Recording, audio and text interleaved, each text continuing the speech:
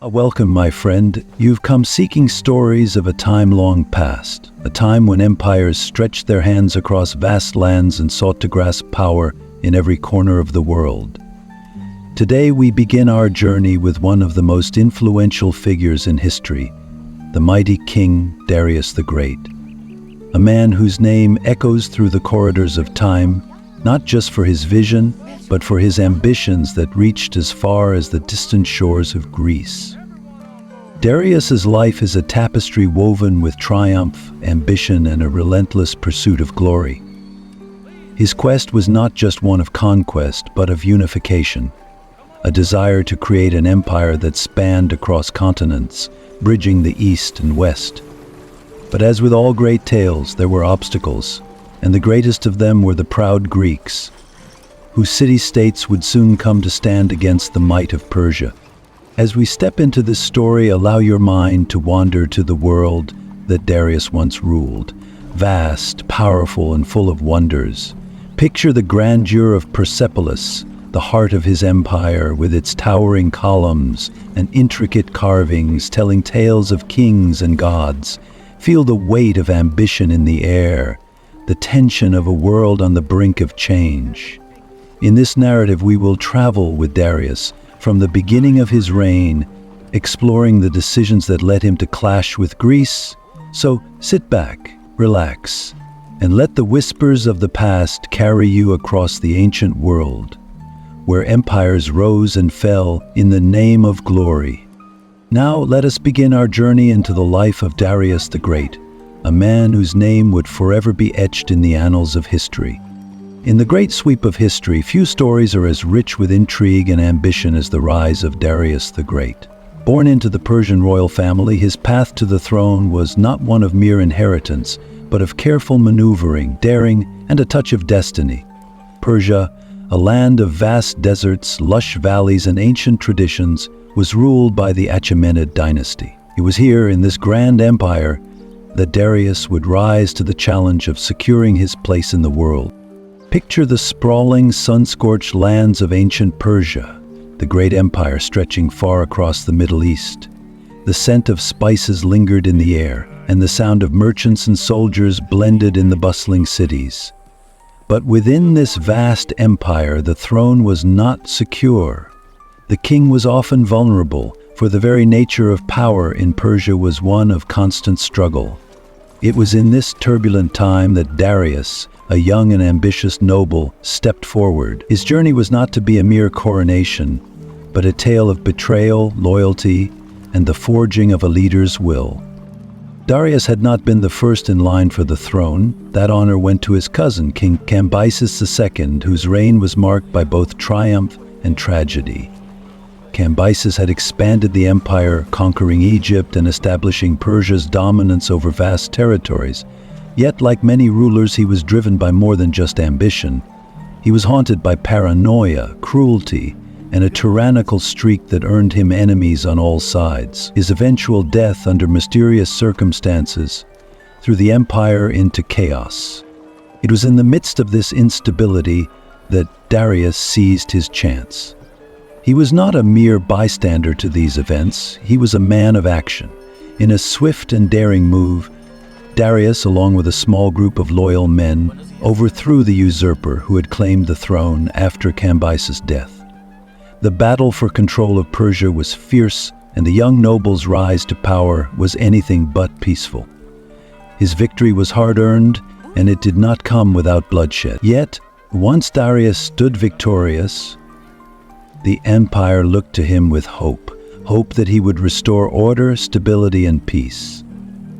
But Darius was no ordinary ruler. He saw the world as a canvas on which he could paint his own legacy, and his ambitions stretched far beyond the borders of Persia. He was not content with simply being the ruler of a powerful empire. He sought to be the ruler of an empire that would last for centuries, an empire whose reach extended beyond the deserts of Persia into the lands of Greece, Egypt, and beyond. And so, with his grip on the throne solidified, Darius began his reign, not merely as a king, but as a visionary. He set about consolidating his power, strengthening the empire, and establishing the foundations of what would become one of the largest empires the world had ever seen. His first task was to bring peace to the lands he had inherited, reuniting the fractured territories of the Achaemenid dynasty under his rule. In the years that followed, Darius implemented reforms that would shape the future of Persia. He established a central bureaucracy, divided the empire into satrapies or provinces, each ruled by a satrap, a governor who answered directly to the king. These satraps were responsible for collecting taxes, maintaining order, and ensuring loyalty to the king. Darius also introduced a standardized currency, the gold darik, which made trade and economic transactions more efficient. Yet as the empire grew, so too did Darius' ambitions. His eyes were set on the West, on the thriving Greek city-states whose culture and wealth were envied by many. But it was not just their prosperity that attracted Darius. It was their defiance, their refusal to bow to the might of Persia. What began as a vision for peaceful expansion would soon become a quest for dominance, a quest that would lead Darius to one of the most fateful decisions of his reign. But how would the mighty Greeks respond to this Persian king's ambition? Could Darius, with all his power, truly conquer the proud city-states of Greece? As you reflect on the rise of this powerful king, one must wonder, what kind of ruler would Darius become? Would he be remembered for his wisdom and strategic genius, or for his failures and the challenges that lay ahead? What would happen when the greatest empire of the East met the unyielding spirit of the West? The answers to these questions will unfold in time as Darius's reign takes him beyond the borders of Persia into the heart of Greece itself. But for now, let us pause, for the story is only just beginning. The winds of ambition blew across the ancient lands of Persia, carrying with them the whispers of power and the echoes of conquest. Darius the Great, having firmly secured his position as ruler of the vast Achaemenid Empire, now sought to extend its reach far beyond the sun-drenched deserts of his homeland. His vision was nothing short of grand. He was determined to craft an empire that would stand as the mightiest the world had ever known, a civilization whose influence would stretch from the Mediterranean shores to the farthest reaches of the East. As he gazed across the lands, Darius saw an empire waiting to be forged, a puzzle of kingdoms and peoples, each with their own history, culture, and challenges. The Persian Empire, under Darius, was an empire of tremendous complexity. It was already vast, stretching from the fertile plains of Mesopotamia to the towering mountains of the Hindu Kush. But Darius, with his keen mind and strategic vision, understood that true power lay in expansion, both in territory and in influence. To secure his place as one of the greatest conquerors in history, he needed to unify the lands under his rule, ensuring stability and prosperity for his people. But as any ruler knows, peace often comes at a price. One of the first steps in Darius's grand plan was the conquest of the eastern territories, which were home to some of the empire's most difficult and rebellious peoples. The lands of Bactria and Sogdiana, located in modern-day Afghanistan and Central Asia, were known for their fierce independence. The people here, rugged and untamed, had long resisted foreign rule. Darius, however, was not a man to be deterred by such challenges. With a seasoned army at his back, he marched through the mountainous terrain, overcoming natural obstacles and defying the fierce resistance of the local tribes. His military prowess was evident in the way he deftly navigated the complexities of these harsh lands, consolidating his power with each victory. But Darius was not simply a conqueror. He was a ruler who understood the delicate balance of diplomacy and force. Rather than relying solely on the sword, he employed clever tactics to win the loyalty of his new subjects. In many cases, he offered local rulers autonomy in exchange for their allegiance, ensuring that the newly acquired lands remained peaceful and productive. This combination of military might and diplomatic acumen made Darius an exceptionally effective ruler, capable of turning potential adversaries into loyal allies. From the eastern lands, Darius turned his gaze westward, towards the rich and powerful lands of Thrace and Macedonia. These territories, located at the crossroads of Europe and Asia, were coveted by many. They were rich in resources, and their strategic position made them key to controlling the flow of trade between the East and the West.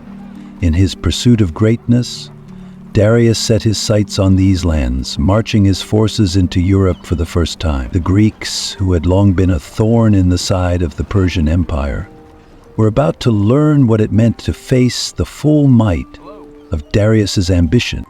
Darius' expansionist vision didn't stop there. His gaze swept over Egypt, a land of immense historical and cultural significance. Though the Persian Empire had already controlled parts of Egypt before his reign, Darius sought to solidify his dominance and restore order to a region that had long been a flashpoint for rebellion.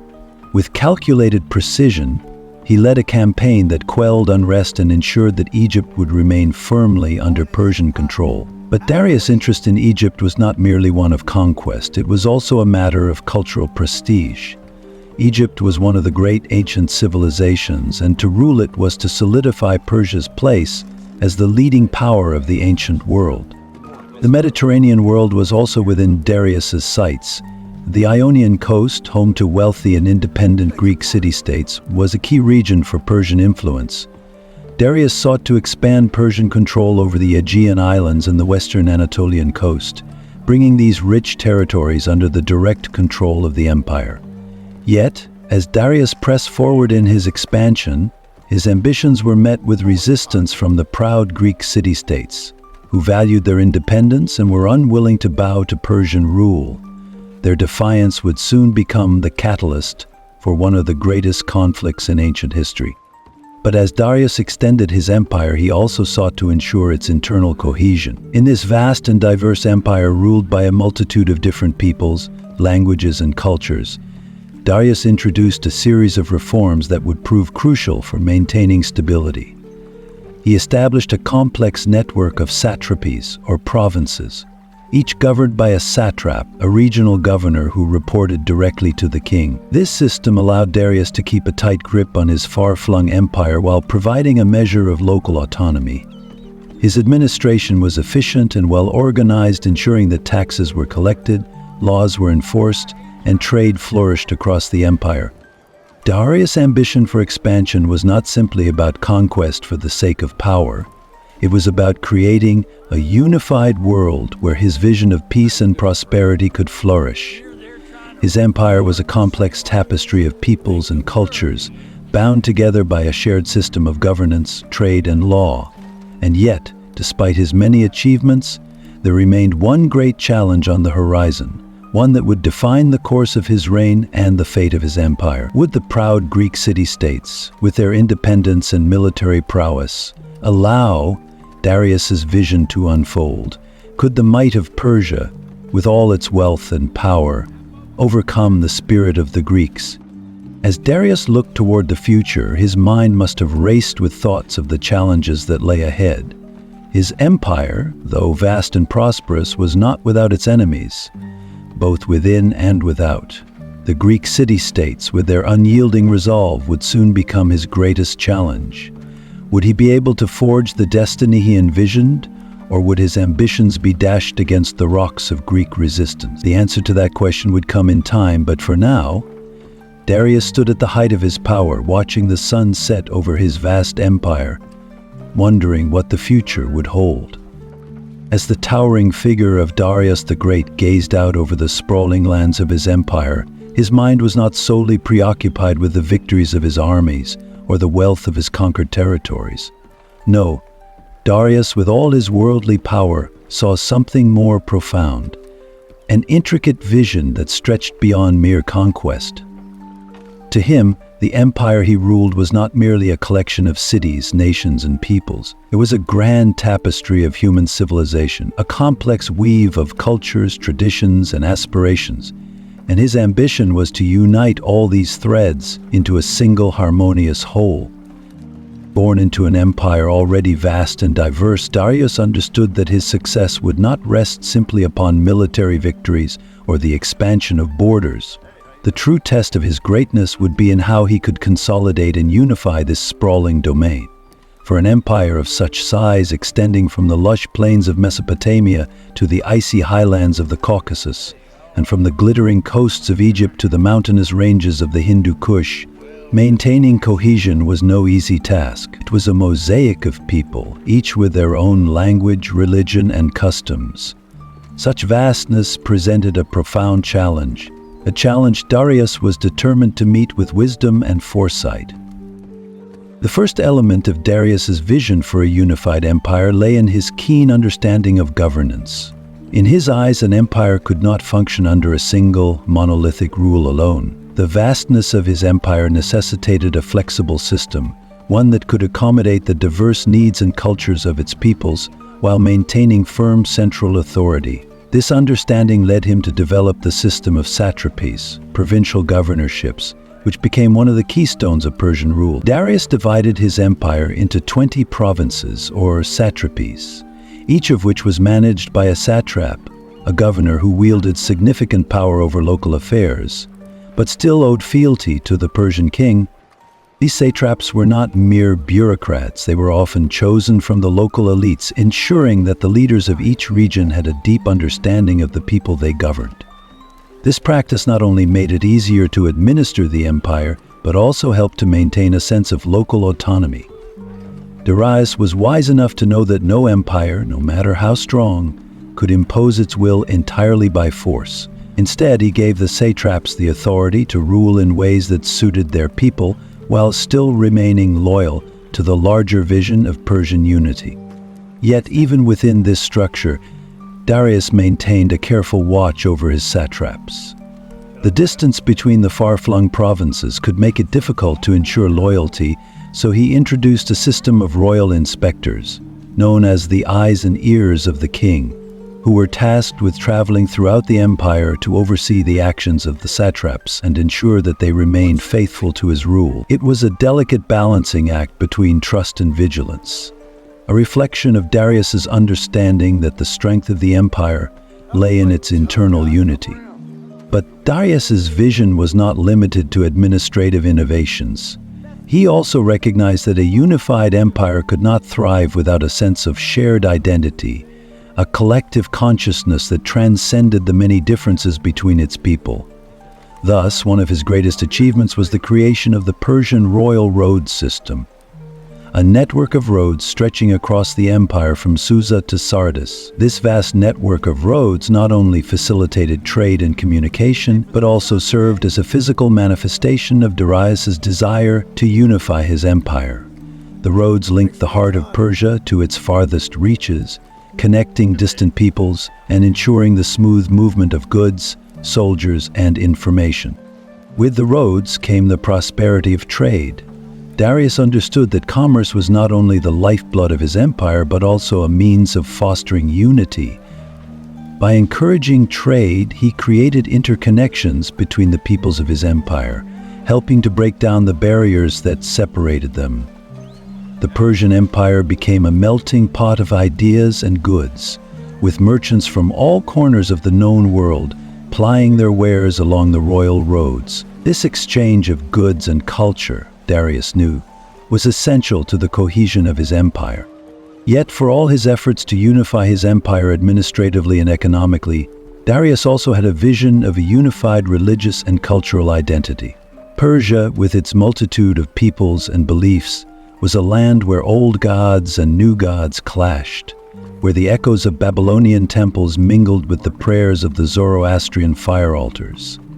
Darius, however, was a man of both tolerance and personal belief. He was a follower of Zoroastrianism, the ancient faith of the Persians, but he did not seek to impose it on his diverse subjects. Instead, Darius saw the religious diversity of his empire as a source of strength, not division. In his inscriptions, Darius made it clear that he considered himself the protector of all the gods, whether they were the gods of Babylon, Egypt, or any other lands within his empire. He was, in his own words, the King of Kings, the chosen ruler who ensured that each people's gods were respected. This policy of religious tolerance, combined with his own belief in Zoroastrianism, allowed the various religious traditions of the empire to flourish. It was in many ways a reflection of his larger vision for unity, a world in which different cultures could coexist under the umbrella of Persian rule, all contributing to the greater good of the empire. As Darius looked across his empire, he could not help but feel the weight of his ambitions. His dream of a unified Persia was vast, too vast for any one man to fully witness in his lifetime. And yet he pressed on. The challenges he faced were numerous. There were internal rebellions, economic struggles, and foreign enemies who sought to tear down all he had built. But Darius remained resolute, for he believed that the Persian Empire was not just a reflection of his own greatness. It was the embodiment of an ideal, a vision of peace, prosperity, and unity that could endure long after his reign. And so, as Darius sat upon his throne, contemplating the future of his empire, he must have wondered, would his vision of unity be fully realized? Could the great Persian Empire, bound by roads, laws, and the will of the king, continue to flourish even as it faced the threats of the world beyond? Would the harmony he sought for his people endure, or would the fragile threads of unity unravel in the face of history's challenges? In the years to come, Darius would face many trials, and the course of his empire would shift. But one thing was certain: the vision he had crafted for a unified empire would leave an indelible mark on the world, and the Persian Empire would forever stand as a testament to his ambition, wisdom, and unyielding desire to unite the world under one banner. The sun rose slowly over the plains of Marathon, casting its golden light across the serene landscape, now forever etched into the annals of history. The air was warm, heavy with the scent of olive trees and the faint dust of the earth, as if the very soil beneath the soldiers' feet held the weight of destiny. The year was 490 BCE, and the Persian Empire, under the rule of Darius the Great, had set its sights on the distant lands of Greece. It was a world filled with promise, wealth, culture, and the potential for new lands to conquer. And yet it was here, in this small, seemingly inconspicuous valley, that the first major clash between Persia and Greece would unfold. A battle that would echo across centuries. Darius, the great and ambitious king, had long harbored designs on Greece. The lands of the Hellenes were a collection of fiercely independent city-states, each with its own rulers, laws, and customs. But the Greeks were united by a common language and a shared sense of identity. They had a history of defying foreign powers, and Darius, ever keen on expansion, viewed them as both a challenge and a potential prize. But it was not merely their lands that drew the Persian king's attention. It was the audacity of their spirit, their defiance, that stirred something deeper within him. After a series of minor skirmishes, including the Persian attempt to subdue the Ionian revolt in Asia Minor, Darius decided that the time had come to bring Greece into the fold of his vast empire. His vision was clear. The Persian Empire would extend across the Mediterranean, from the Nile to the Aegean, and he would strike fear into the hearts of the Greeks by demonstrating his power in their own lands. Thus, a vast Persian army, the might of 1,000 nations, was assembled. Ships were commissioned, soldiers rallied, and the war machine of Persia set its course for the shores of Greece. As the Persian forces sailed across the Aegean Sea, the Greek city-states, still reeling from their internal conflicts and scattered alliances, were caught unprepared. Among the cities, however, there was one that stood apart, a city known for its valor, courage, and the indomitable spirit of its people. Athens. The Athenians, led by their generals, had no illusions about the threat that lay before them. They understood that this was no ordinary enemy, and they feared not just the Persian might, but what its conquest might mean for their way of life. In the wake of the Persian invasion, Athens sent urgent messages to their fellow Greeks, calling for help. The Spartans, renowned for their warriors and discipline, were the first to respond. The hoplites, the heavily armored Greek infantry, prepared themselves for a fight that would be unlike any they had known before. The Greek forces, though smaller in number, were united by a singular purpose. They had to stop the Persians here, before the shadow of the Persian Empire darkened all of Greece. The Persian army, by contrast, was an overwhelming force, perhaps one of the largest the Greeks had ever seen. As they landed at Marathon, the scene must have been both awe-inspiring and terrifying. Thousands of soldiers, clad in their distinctive armor, lined the shores of the plain. Their faces were a mixture of determination and hunger for conquest. But beneath that imposing exterior, there was also uncertainty. The Persian soldiers, for all their might, were unfamiliar with this land, this enemy, and the ways of the Greeks. The Greeks, under the command of Miltiades, one of Athens' finest generals, chose to meet the Persians on the plains of Marathon. It was a gamble, a desperate risk, but one that had to be taken. Miltiades, understanding the geography of the battlefield and the strength of his own troops, decided to take a bold step. Instead of waiting for the Persians to make the first move, as was the custom in many ancient battles, the Greeks would strike first. It was a move that took the Persians by surprise, for they had not expected the Greeks to confront them in such an audacious manner. As the Greek hoplites, their bronze shields glinting in the sun, formed their phalanx, a tightly packed formation, there was a sense of grim resolve among them. They knew that victory was not assured, that the outcome of the battle might well determine the future of their civilization. They could feel the weight of their ancestors' pride upon their shoulders, the legacy of a people who had always stood defiant against the forces of the world.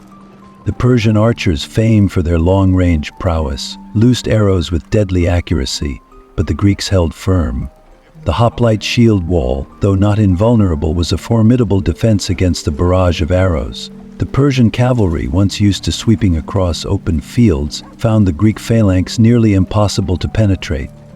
The Greeks advanced slowly, pushing forward with determination, their spears held high, their feet pounding the earth in unison. The clash came with the intensity of a thunderstorm, the sound of bronze clashing against bronze. The cries of men, the pounding of shields, it was the chaotic rhythm of battle. The Greeks, though outnumbered, fought with an intensity that the Persians had not anticipated. Their formation, disciplined and unyielding, began to take its toll on the Persian ranks. The Persians, who had initially been so confident, now found themselves buckling under the relentless assault of the Greek phalanx. Their cavalry, so vital to their strategy, was rendered nearly useless against the disciplined formation of the Greeks. As the battle raged on, the Persians began to falter.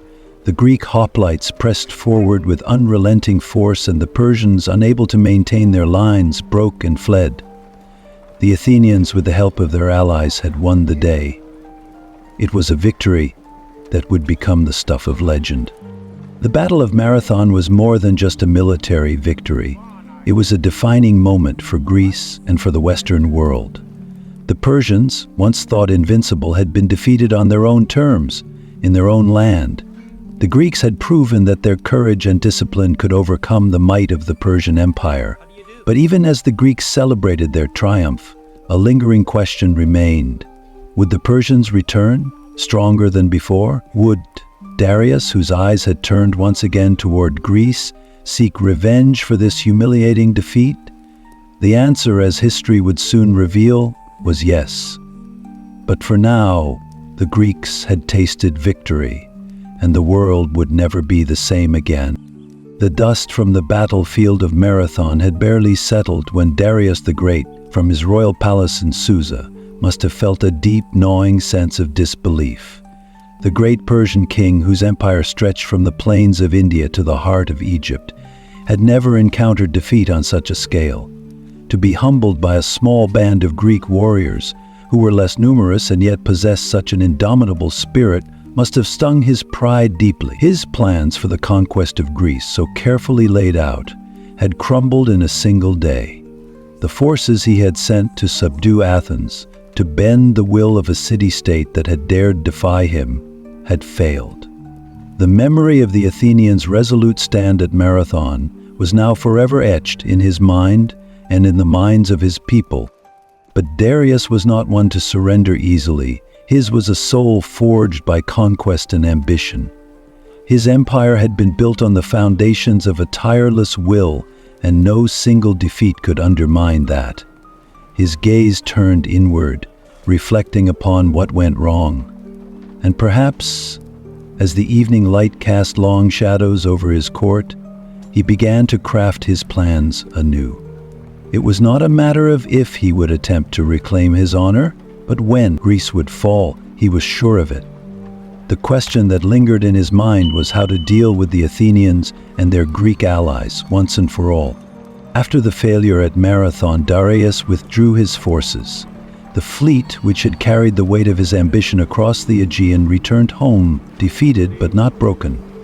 The Persian army had lost, but the great king still had the power to regroup, to send out new waves of warriors, and to amass a force that could, perhaps, overwhelm the Greeks next time. This setback was nothing more than a temporary disturbance in his grand plan. The failure had shown him that the Greeks were a force to be reckoned with. But it had also confirmed something else. Their unity was fragile, and their desire for survival was strong. Back in Persia, Darius's resolve hardened. He spent his days with his generals, his mind calculating and strategizing.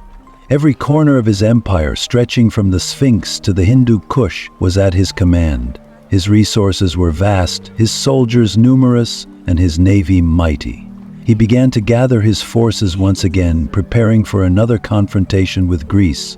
His first campaign had failed, but he would return, and this time he would ensure that there would be no mistake. Yet, as his preparations unfolded in the distant courts of Susa, the winds of fate would soon whisper of new complications. Darius, despite his prowess as a ruler, had been touched by the cold hand of mortality. His health, once strong, began to falter. The great king, in the twilight years of his reign, found himself weakened by a malady that no royal doctor could cure. As the days turned into months, his hopes for a second campaign against Greece began to wither like a fruit on a vine that could not ripen in time. In his final years, Darius remained determined to see his dream realized. He knew that his son Xerxes had the ambition and the power to carry out his will. The king's voice, once commanding and powerful, grew hoarse as he dictated his plans to his son. Darius's mind remained sharp, but his body betrayed him.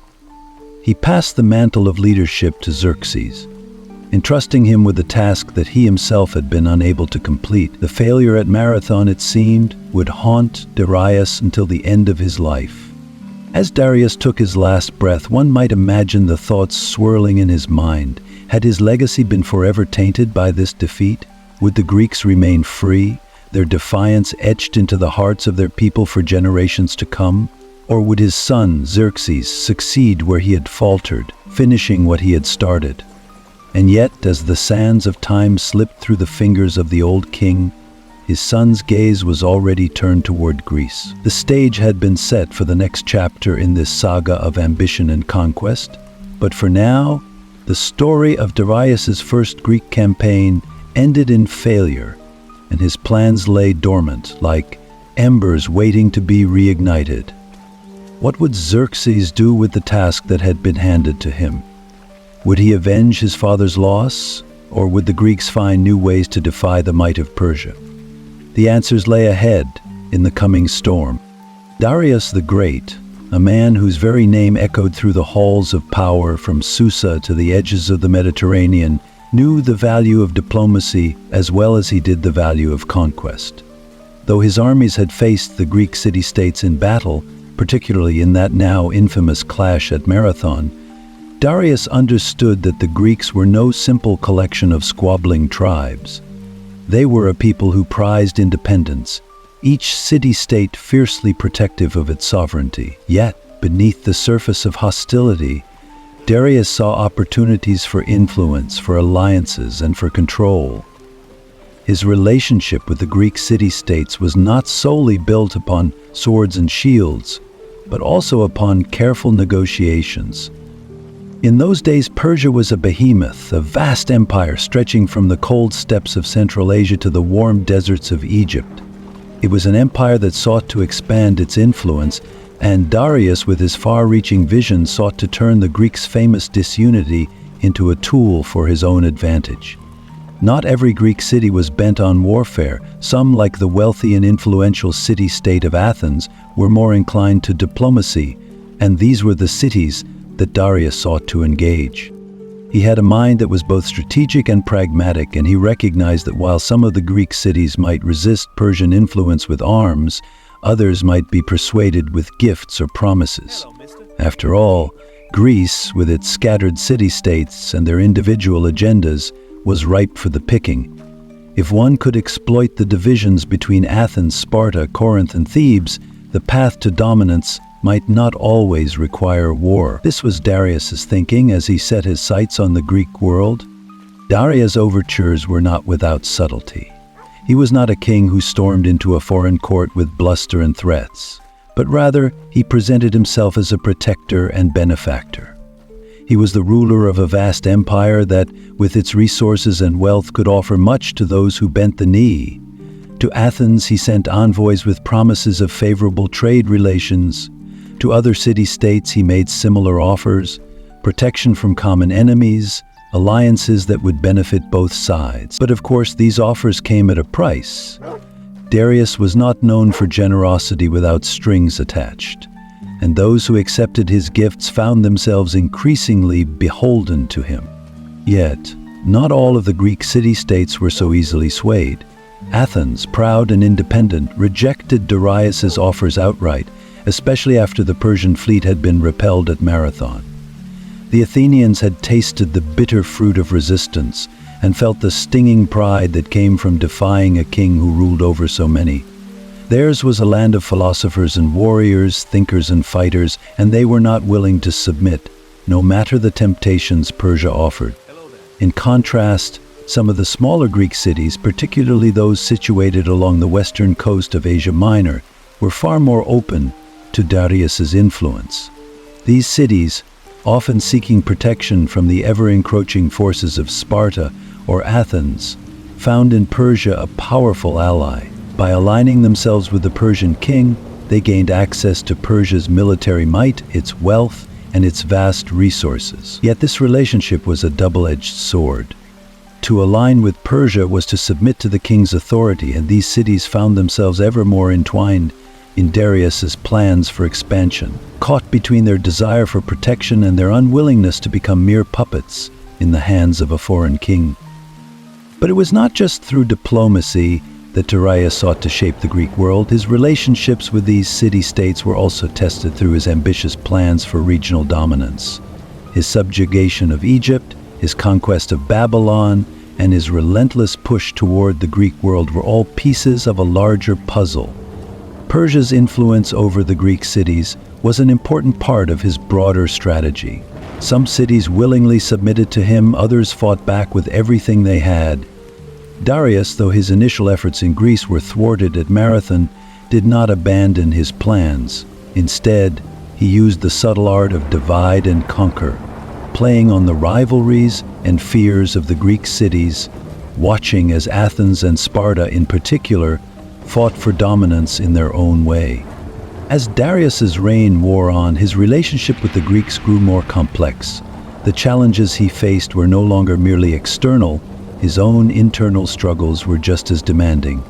The king, burdened by the vastness of his empire and the many fronts upon which he was engaged, found that his interactions with the Greeks were not just about strategic alliances, but also about maintaining the order of his empire. The Persian king's diplomatic overtures had not yielded the results he had hoped.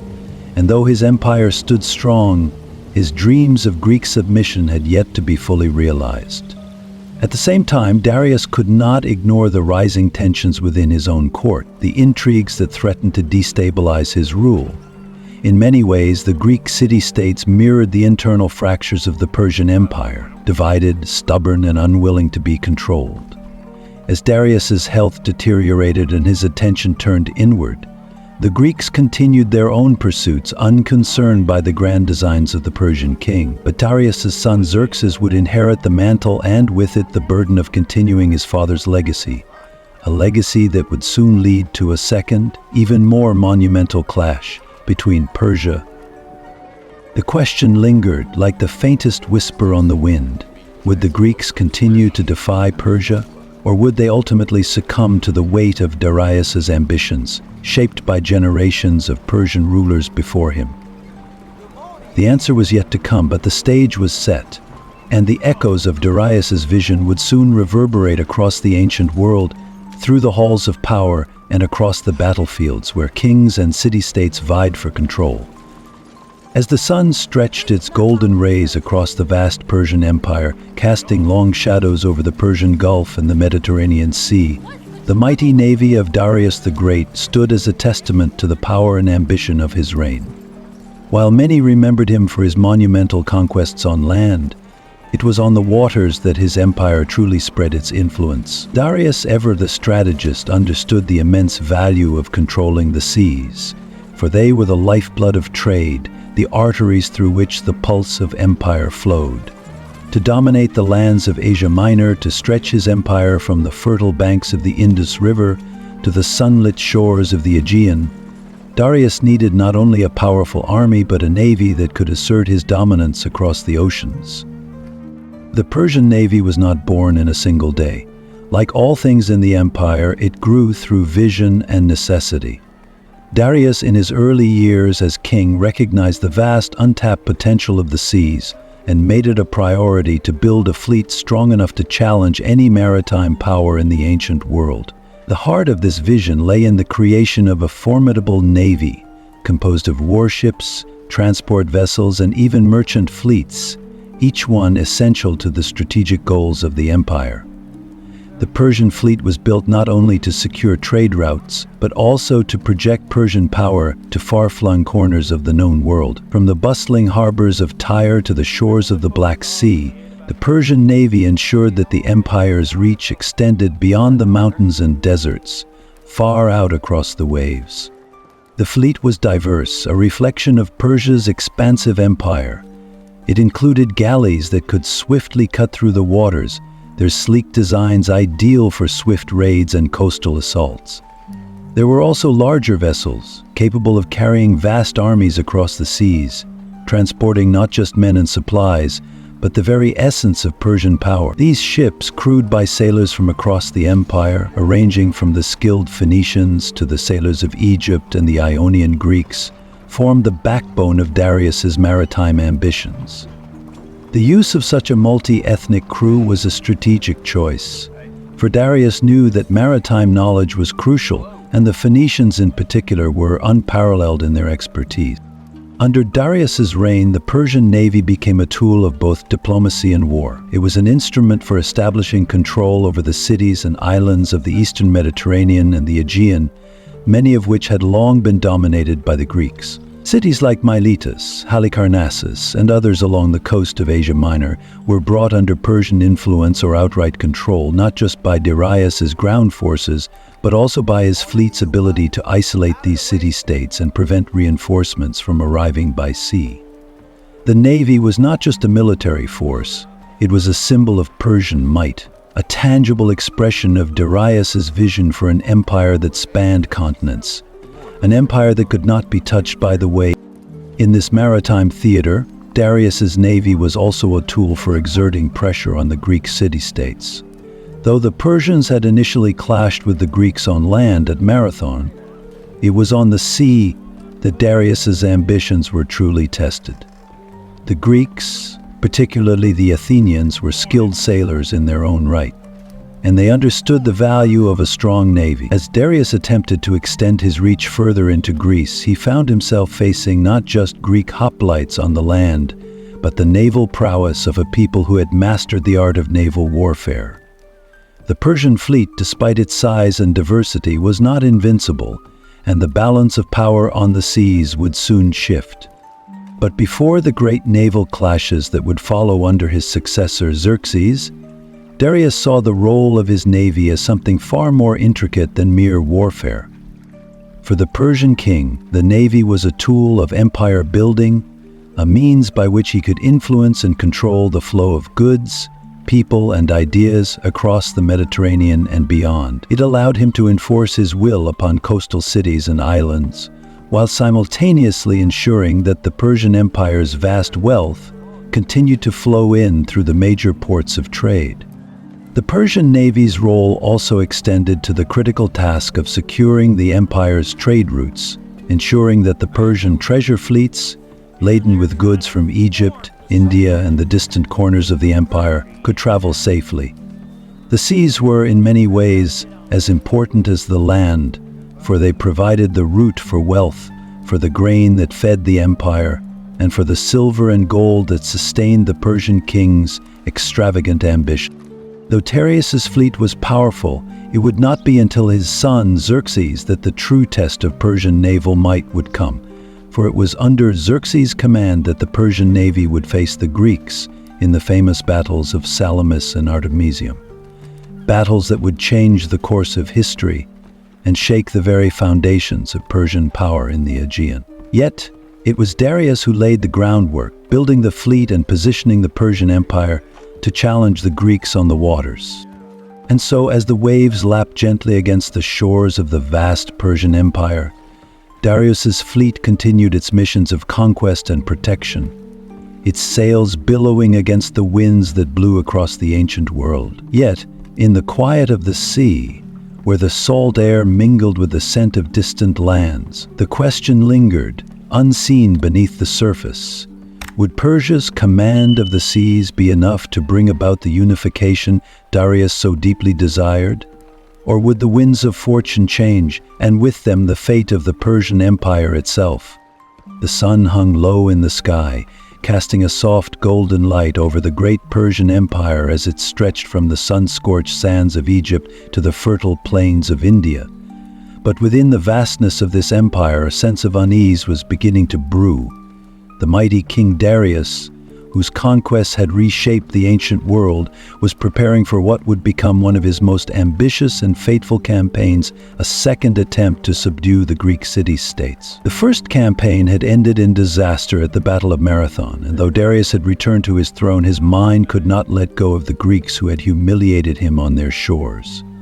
The flames of vengeance smoldered within his heart, and in the silence of his palace, the thought of his own legacy began to weigh heavily upon him. Darius, ever the meticulous and calculating strategist, knew that the first failure was a result of several missteps, both in terms of military strategy and underestimating the resolve of the Greek city-states. But this time he would not be caught unprepared. He would learn from his mistakes. The echoes of the battle on the plains of Marathon, where the Persian army had been driven back by the Athenians, rang in his ears. His pride had been wounded, and he was determined to correct that wrong, not just for his own glory, but for the very future of the empire. He could not allow the Greeks, those fiercely independent and often fractious people, to remain a thorn in the side of his vision for an enduring Persian dominance over the ancient world. The first steps in Darius's preparations for a second invasion were strategic, for he knew that war against the Greeks would not be an easy affair. The Greeks were skilled in the arts of war, particularly the phalanx, a battle formation of densely packed infantry that was deadly on the plains. But it wasn't just their military prowess that Darius needed to overcome. It was their fierce sense of independence, their unwavering determination to defend their home. Darius knew that to break them, he needed more than just a strong army. He needed a vast coalition of allies and resources that would ensure his victory. To strengthen his position, Darius turned to his vast empire for the resources he would need to raise a second army. From the fertile plains of Mesopotamia to the far-flung corners of Egypt, he began to gather the men, the horses, and the war machines that would be necessary for the upcoming campaign. He called upon his satraps, the governors of the various provinces of the empire, to send soldiers, supplies, and ships. This campaign, he knew, would require a far larger and more cohesive force than the previous one. If the Persian Empire was to truly crush Greece under its boot, Darius would need the full might of his entire empire to bear down on the small but resilient city-states of the Aegean. Darius also focused heavily on his navy, which had been pivotal in his earlier successes and was even more crucial now. The Persian navy had grown under Darius's leadership, becoming one of the most formidable fleets in the ancient world. But Darius, ever mindful of the lessons of Marathon, understood that the Greeks had their own powerful naval forces, particularly the Athenians, who had displayed great skill and bravery in naval combat. Thus, Darius's preparations involved not just building more ships, but improving their design and capabilities. He commissioned the construction of powerful warships, long, narrow triremes that could sail swiftly and maneuver with precision. These ships would be vital in his efforts to control the seas, cutting off the Greek city-states from any potential allies and ensuring that no reinforcements could reach them. But Darius's preparations weren't solely focused on military might. His campaign against Greece would be a test of his diplomatic skills as well.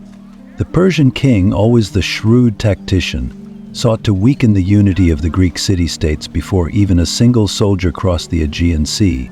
He sought to exploit the disunity that plagued the Greeks, knowing that they often fought amongst themselves, bickering over territory, power, and influence. Darius sent emissaries, bearing gifts and promises of wealth, to the Greek cities in hopes of sowing discord. He attempted to persuade certain city-states to join his cause or at least remain neutral in the face of Persian aggression. Sparta, the warrior city-state, remained resolute in its hatred of Persian domination. But Darius saw an opportunity with Athens' rivals, the city-states of Corinth, Argos, and Thebes. These, he hoped, could be persuaded to fight against Athens, dividing Greek strength and ensuring a victory for Persia. But despite all his efforts, Darius faced one inescapable truth. The Greeks, though divided in their politics, were unified in their hatred of the Persian Empire. Each time he sent emissaries to these cities, they rejected his offers, reaffirming their loyalty to one another in the face of foreign threat. It became clear to Darius that if he were to crush the Greeks, he would have to do so with overwhelming force, on both land and sea. As Darius continued to make his preparations, there was a sense of quiet determination in the halls of his palace. He knew that the coming campaign would not be an easy one, and the thought of it weighed heavily on him. Would he be able to finally subdue the Greeks who had defied him so boldly? Would his second invasion succeed where the first had failed? The question loomed over him as he gazed out over the vast plains of Persia, where the winds whispered of distant battles and uncertain futures. In the quiet stillness of his chambers, Darius pondered the stakes of this impending war. He was not just fighting for revenge. He was fighting for the future of his empire, for the glory of his name, and for the legacy he would leave to future generations. He could not afford another defeat. The eyes of the world, it seemed, were upon him. And yet, as the winds carried the scent of the coming war, there was an unspoken question that lingered in the air. What would be the fate of Persia's mighty army when they once again crossed the waters to Greece? Would Darius's preparations, so carefully planned, be enough to secure victory? Or would the Greeks, those proud warriors of the Aegean, rise up once more to defy the might of Persia? The sun was setting over the golden expanse of Persepolis, casting long shadows across the grand courtyards and towering columns of the king's palace. Inside, all was still, save for the soft rustle of the wind as it swept through the vast halls, whispering the secrets of the empire's distant corners. King Darius, the mighty ruler who had expanded Persia's borders beyond imagination, lay bedridden in his chambers, his once indomitable body now weakened by the ravages of age and illness. His thoughts, sharp and clear as ever, were clouded by the weight of the world he had spent a lifetime building. And now, perhaps, it was all slipping from his grasp. Darius had lived a life of unparalleled grandeur and ambition, commanding armies that stretched from the plains of India to the Nile, shaping an empire that was a mosaic of cultures, religions, and peoples. His dream of uniting all under the banner of Persia had brought him both glory and bloodshed. But as the years passed, even the mightiest of men must face the inevitability of time's grasp. Now, as the king lay in his chamber, surrounded by the soft murmur of his closest advisors, he knew that his life was drawing to an end. His mind, however, was not focused on the quiet inevitability of death. No, Darius's thoughts were consumed by the war that was soon to be waged upon the shores of Greece. His preparations for the second campaign were nearing completion, and yet the great king could not be with his army. He had dreamed of vengeance, of redemption for his first failed invasion, but the harsh grip of mortality was now holding him back. His health had been in decline for some time, and it was clear that he would not live to see the fruits of his labor, or to face the consequences of his actions. Darius, the visionary king, was fading. In his final days, Darius called upon his son Xerxes to come to his side. It was a moment of quiet reflection between father and son, a passing of the torch from one ruler to the next. The elder king, whose hands had once crushed empires beneath his boot, now placed the weight of the empire upon his son's shoulders. His voice, though weak, was filled with the same authority that had commanded legions of men. "Xerxes," he said, his words deliberate, "the future of Persia lies in your hands. The Greeks, the fools who defy us, must be taught that no empire is beyond the reach of our wrath. You must finish what I have started. The invasion of Greece must be carried out. Do not let my death stand in the way of our glory." Xerxes, who had long awaited his father's approval, now felt the full weight of responsibility. The passing of his father marked not just the loss of a king, but the loss of a guiding force in his life. Darius, though weakened by his illness, had always been a figure of strength in Xerxes' eyes. He had been the conqueror, the builder, the ruler of a vast empire. Now, as Xerxes gazed down at the frail form of his father, the enormity of the task ahead seemed almost unbearable. How could he, a son who had lived in the shadow of his father's greatness, rise to meet the expectations placed upon him? How could he lead Persia into battle, to avenge the first failure in Greece, without the presence of the king who had shaped the very empire that surrounded him? The death of Darius reverberated through the halls of Persepolis, through the streets of Susa, and across the entire Persian Empire. News of the king's passing spread like wildfire, and though the people mourned, there was also a sense of uncertainty. Darius had been the driving force behind Persia's expansion and its vision for the future.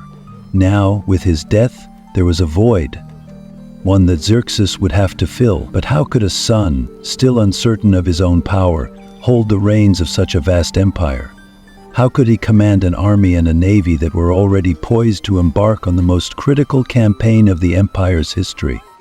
Darius's death marked the beginning of a new chapter in the Persian Empire's history, one that would be defined by the ambitions and decisions of Xerxes.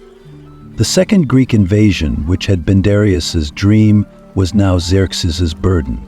He would inherit not only the throne, but the legacy of his father's vision and the responsibility of ensuring Persia's continued dominance over the known world. The question, though, remained: would Xerxes be able to live up to his father's expectations and lead the empire to victory? Or would the failure of Darius's campaign be compounded by his own? As the days passed after Darius's death, the preparations for the invasion continued, but with a sense of hesitation in the air. Xerxes, having assumed the throne, began to move with an urgency that belied his youth. He called his generals, his advisors, and his most trusted men to discuss the impending campaign. The weight of his father's death hung over him, but so too did the weight of the legacy he had inherited. He could not afford to fail. He could not let the Greeks slip from Persia's grasp. And so, with his father's final words echoing in his mind, Xerxes began to marshal the forces of Persia for what would become one of the most significant and fateful campaigns in history. The empire was in motion, and the question of whether Xerxes could succeed where Darius had failed was now a question for the ages.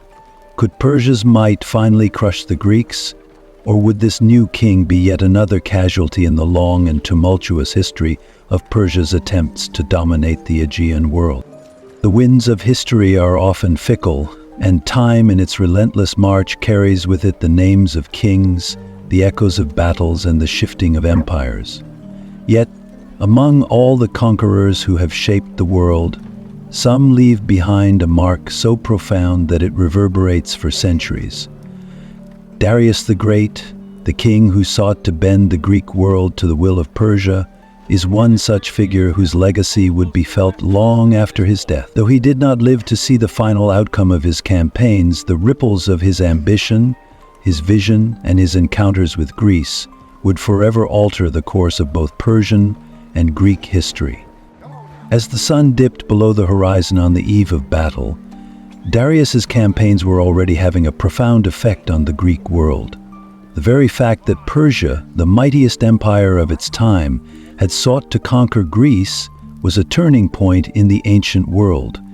Persia's reach had extended far beyond the heart of Asia, into Egypt, into the lands of the Scythians, and now, with Darius's military might, to the very shores of Greece. The invasion was more than just a war of conquest. It was a statement of power, a challenge to the independent city-states that had grown used to their autonomy.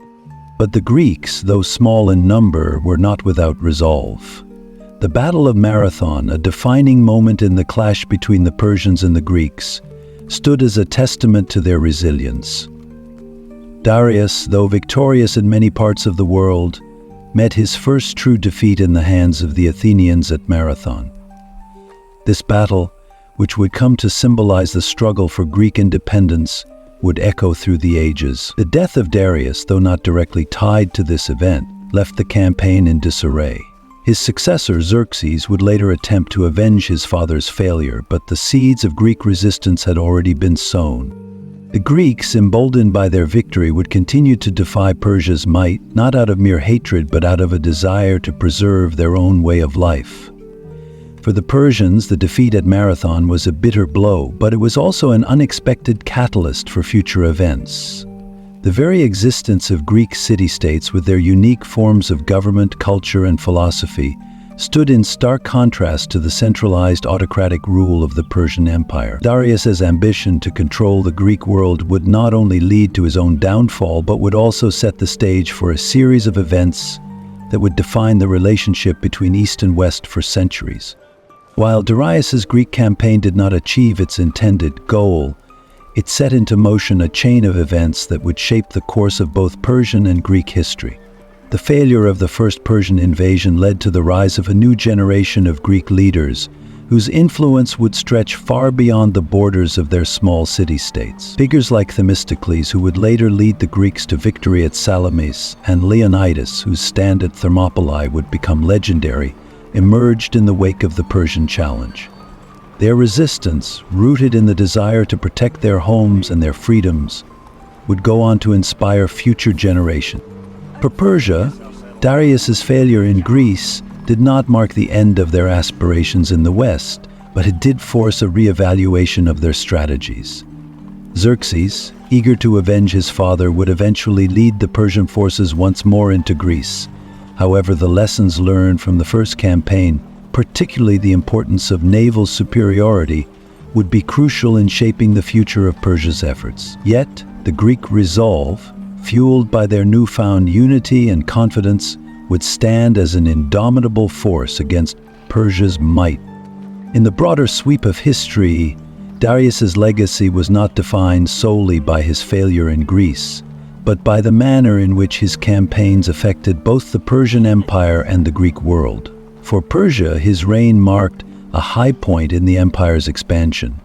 Under his leadership, the Persian Empire stretched across 3 continents, from the Indian subcontinent to the edges of Egypt.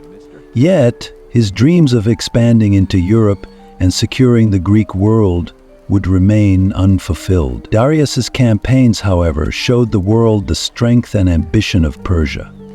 They also exposed the vulnerabilities of a vast empire, namely its inability to fully control the fiercely independent Greek city-states.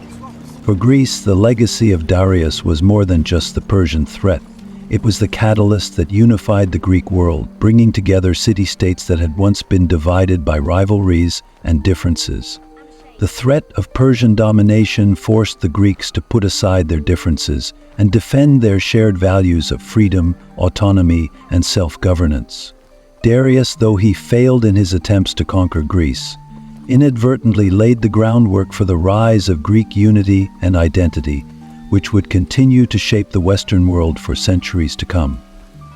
As the Persian Empire continued to expand under Xerxes and his successors, the legacy of Darius's campaigns remained a reminder of the high cost of ambition. The Persian Empire, though mighty, was not invincible, and Greece, though small, proved to be a resilient adversary. And so, the story of Darius the Great's attempts to conquer Greece is not just a tale of war, but a story of how ambition, failure, and resilience shaped the very fabric of ancient history. But as the years went by, the influence of Darius' campaigns would not fade into the past. They would continue to inspire generations of rulers, generals, and philosophers who would look back at the great king's efforts and ask themselves, what does it mean to strive for greatness?